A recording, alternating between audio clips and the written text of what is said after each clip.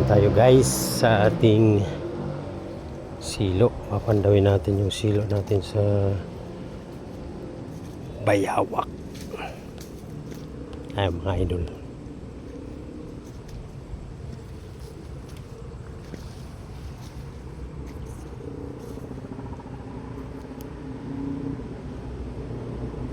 hindi natin na huhuli yung malaking bayawak dito.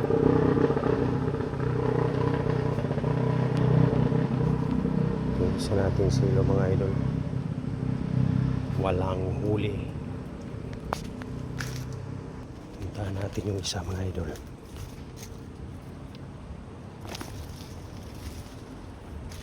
Ito yung nanakawan ng pain mga idol ng isang araw. Siguro busog pa siya kasi nanakaw niya yung ating pain. So wala tayong huli ngayon mga idol. Ito mga idol, yung isa walang pumunta. May nanakaw ang pain nito kahapon mga idol. Hindi pala gagalaw.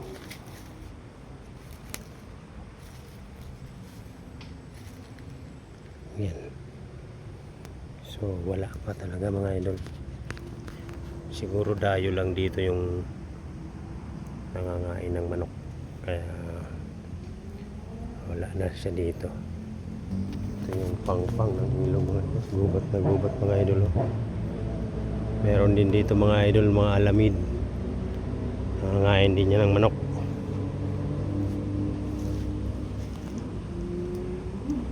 Hindi lang natin sila natsatsambahan.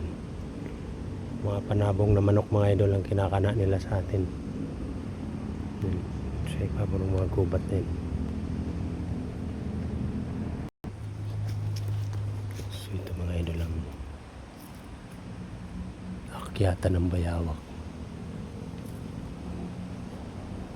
Siguro napadaan lang siya dito kaya wala siya dito ngayon. Sa gitna ng kagubatan mga idol. Natin dito banda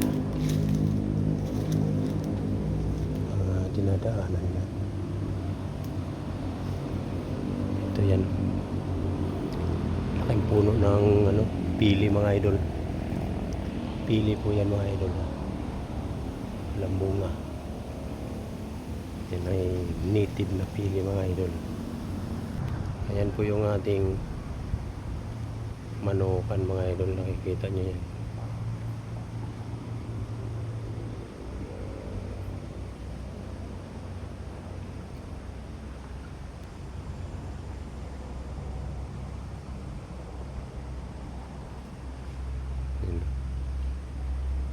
Ito yung ating bandang manukan mga idol.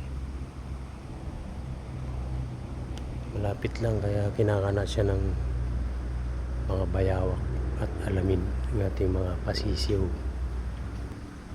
So hanggang dito na lang muna tayo mga idol. Wala tayong nahuling bayawak ngayon.